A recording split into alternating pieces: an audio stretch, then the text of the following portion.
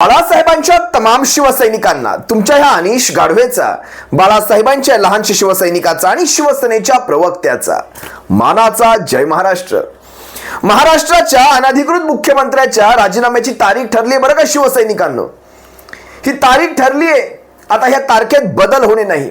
4 जून 2024 महाराष्ट्राच्या अनधिकृत मुख्यमंत्र्याची, ज्याने या महाराष्ट्राचं राजकारण गलिच्छ करून ठेवलं, देवेंद्र फडणवीसाच्या मदतीने महाराष्ट्राच्या गलिच्छ राजकारण करणाऱ्या या दोनही मुख्यमंत्री उपमुख्यमंत्र्याच्या राजीनाम्याची तारीख ठरली आणि ही तारीख 4 जून आहे. लिहून ठेवा कुठेतरी. या 4 जून रोजी आपल्याला तो उत्सव साजरा करायचा आहे. ज्यावेळेस डोक्यावरचं ते मुख्यमंत्री पदाचं मुकुट खाली उतरेल ना, सारेच्या सारे बगल बच्चे त्या ताडामाडाच्या झाडावरनं खाली उतरतील. सारे ताडामाडाच्या झाडावर पिऊन टून असलेले बगल बच्चे सारे खाली उतरतील. ताडी पिलेले बगल बच्चे. होय, आज मनामध्ये थोडी उद्विग्नता आहे. आज ज्यावेळेस यांची पहिली यादी जाहीर झाली, भारतीय जनता पक्षाने अप्रूव्ह केलेली, मंजूर केलेली ती यादी, पहिली यादी जाहीर झाली, ज्याच्यामध्ये सगळ्यात पहिल्याच यादीत कृपाल तुमानेचा बळी गेला, रामटेकचा, आणि बाकीचे विद्यमान 5, त्यात स्वतःच्या मुलाचा नंबर. अतिशय दयनीय अवस्था आहे शिवसैनिकांनो, अतिशय दयनीय अवस्था. तुम्हाला विशेषतः कल्याण आणि ठाण्याविषयी सांगणं मला जरुरीचं वाटतं, कारण कल्याण लोकसभा स्वतःच्या मुलाचा विद्यमान खासदार जिथून आहे तो श्रीकांत शिंदे, डॉक्टर श्रीकांत शिंदे यांचा कल्याण लोकसभा ही देखील जागा त्यांना पहिल्या यादीत जाहीर करता येत नाही. चला, इतर 4 जणांची नावं असल्यामुळे मुलाचंच काय नाव पहिल्या यादीत टाकणार, पण ती एकमेव गोष्ट नाही की लोकांना दाखवण्यासाठी बघा मी माझ्या मुलाचं देखील नाव टाकलं नाही. ती एकमेव गोष्ट नाही. कल्याणची लोकसभा ही श्रीकांत शिंदेसाठी अतिशय धोकादायक आहे आणि हे सत्य आहे. स्वतः एकनाथ शिंदे जाणतात.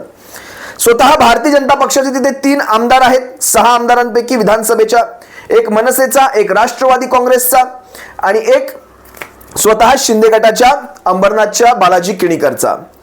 आता मनसे राजू पाटील आणि श्रीकांत शिंदे विळ्या भोपळ्याचं नातं. जितेंद्र आव्हाड कळवा मुंब्रा विधानसभा आणि श्रीकांत शिंदे विळा भोपळा नाही, तलवारीचं आणि त्या कशाचं नातं तुम्ही लावून घ्या. त्यानंतर स्वतः डोंबिवलीचे आमदार भारतीय जनता पक्षाचे रवींद्र चव्हाण हे स्वतः इच्छुक. तुम्ही समजू शकता, ठराव पास झाला, याला मदत करणार नाही श्रीकांत शिंदेला, विषय संपला. राहिला तो एकमेव बालाजी किणीकर, तो शिवसेनेचा आमदार आहे. आमदार गेला असला तरी मतदार शिवसेनेचा आहे, विषय संपला. आता राहिला उल्हासनगर आणि कल्याण पूर्व. आता कल्याण पूर्वेमध्ये तर ढिशक्याव झालं शिवसैनिकांनो. गायकवाड, गणपत गायकवाड, ज्यांनी शिंदे गटाच्या त्या पदाधिकाऱ्यांवर थेट पोलीस ठाण्यातच गोळीबार केला, विषयच संपला. मग राहिलं कोण ह्याच्या मागे उभं राहणार? विधानसभेच्या 6च्या 6 आमदारांची जर अशी विरोधात त्यांची याच्या विरोधात कृती असेल तर श्रीकांत शिंदे निवडून येणार कसा? त्यासाठी ही यादी जाहीर झालेली नाही. भारतीय जनता पक्षाचे हातपाय पकडावे लागतील जर श्रीकांत शिंदेला निवडून त्याच्या आसपास जरी आणायचं असेल, कारण हा मतदारसंघ मला वाटतं जवळपास 19 लाखांचं मतदान आहे. टोटल 19 लाखांचे मतदार आहेत. 9 मतदार ऍड जर झाले असतील तर 21-22 लाखांपर्यंत जाऊ शकतो. मला माहित नाही नवीनचा आकडा किती आहे. आणि मागच्या वेळेस 4.5 लाखांचं मतदान घेऊन हा निवडून आला होता शिवसेनेच्या तिकिटावर. तसं पाहायला गेलं तर हा पट्टा भूमिपुत्रांचा पट्टा पडतो, आगरी कोळी बांधवांचा हा पट्टा पडतो. तरी देखील श्रीकांत शिंदेला तिथून निवडून आणलं, कारण शिवसेनेचा उमेदवार म्हणून. आता ह्या मतदारसंघातनं बघा ना, ते म्हणतात ना, स्वतःच्या राजकारणापायी बापाने कुठे नेऊन ठेवलंय पोराच्या करिअरला. पटतंय तुम्हाला मी काय सांगतोय? ते मागे घ्यायचे ना, कुठे नेऊन ठेवलंय महाराष्ट्र माझा, तसं कुठे नेऊन ठेवलंय पोराचं करिअर. स्वतःच्या वैयक्तिक राजकारणापायी पोराचं करिअर सुरू व्हायच्या आतच संपवलं. श्रीकांत शिंदेच्या त्या राजकीय करिअरला एक धब्बा लावून ठेवला. कधीही यांचं राजकीय करिअर कधीही असा वर जाणार नाही. आता कायम खालीच खालीच. पुढच्या सगळ्या पिढ्या म्हणतील हे काय करून ठेवलं आमच्या आज्याने.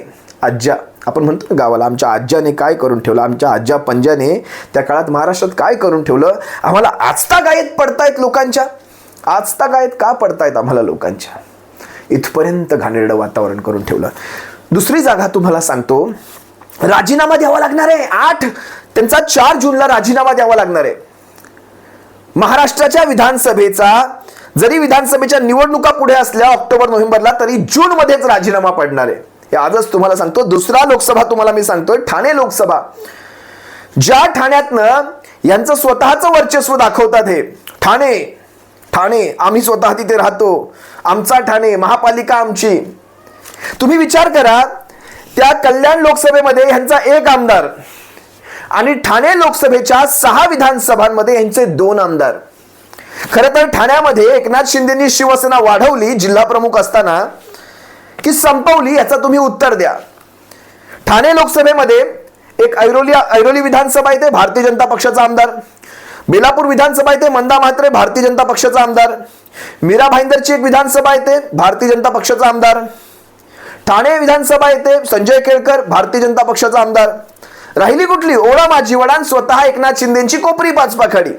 या 2 विधानसभांमध्ये शिवसेनेचे उमेदवार निवडून आले आणि बाकीच्या 4ही विधानसभांमध्ये भारतीय जनता पक्ष ठाणे लोकसभेत निवडून आला. काय तुम्हाला देणार? हा विधानसभा तुम्हाला देणार? आणि एकनाथ शिंदेचा स्वतःचा प्रयत्न आहे ही झाकली मूठ 1.25 लाखाची ठेवायची. कारण जर ठाणे लोकसभेत भविष्यात पराभव झाला ना, एकतर उमेदवार नाही, आता नरेश मस्केंचा तिथे उमेदवारी जाहीर करून बळी द्यायचा आहे की प्रताप सरनाईकाचा बळी द्यायचा आहे की रवी फाटकाचा बळी द्यायचा आहे, हे ठरवतील. तो विषय नाही, त्यांचा अंतर्गत मामला आहे. बळी कुणाचा द्यायचा त्यांचा अंतर्गत, गटाचा अंतर्गत मामला. पण इथे जो कोणी उमेदवार उभा राहील त्याचा जाहीर पराभव आहे आणि सगळ्यात घाणेरडा पराभव आहे. कारण हे जायंट किलर आहेत. राजनजी विचारे शिवसेनेचे खासदार हे जायंट किलर आहेत. हे अशा प्रकारे पराभव करतील कारण यावेळेस जवळपास हा आकडा, त्यांच्या मतदानाचा आकडा हा 10 ते 11 लाखांच्या आसपास जाणार आहे.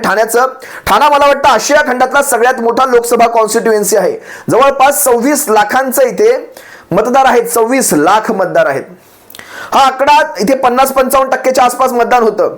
हा आकडा जवळपास 11 लाखांच्या आसपास जाणार. मग ह्यांचं काय होणार? धुआधार पानिपत, बाकी काहीच होऊ शकत नाही ह्यांचं. मग ही झाकली मूठ 1.25 लाखाची कशी ठेवायची? आपला उमेदवारच देऊया नकोत, भारतीय जनता पक्षाला स्वतःचं काय पानिपत करायचं ते करून देऊयात.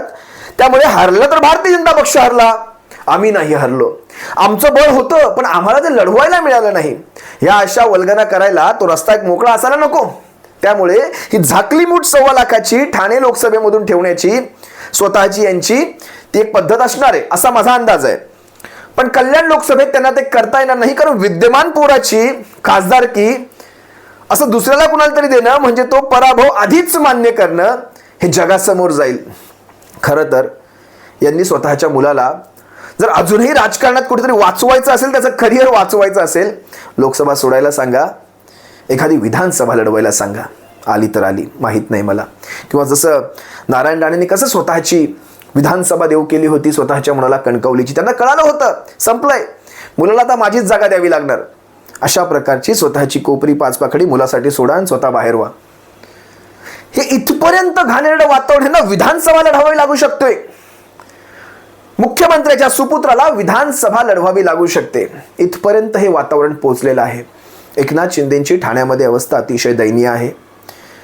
उद्धव ठाकरे साहेब ज्या प्रकारे महाविकास आघाडीमध्ये नेतृत्व करत आहेत आणि त्यांचं नेतृत्व सारेच्या सारे पक्ष मानत आहेत, तसं ह्यांच्यामध्ये नाही. जरी देवेंद्र फडणवीस म्हणत असले की आमच्या ज्या निवडणुका होतील त्या सगळ्या एकनाथ शिंदेच्या नेतृत्वाखाली होतील, ते फक्त बोलाची कढी आणि बोलाचाच भात, ह्या फक्त तोंडातल्या वाफा आहेत. आलं तोंडात बोलून टाकलं, पण नेतृत्वात कुणाच्या चालतं हे तुम्ही देखील चांगलं जाणता आणि आम्ही देखील चांगलं जाणतो. असो, जास्त या विषयात काही बोलत नाही.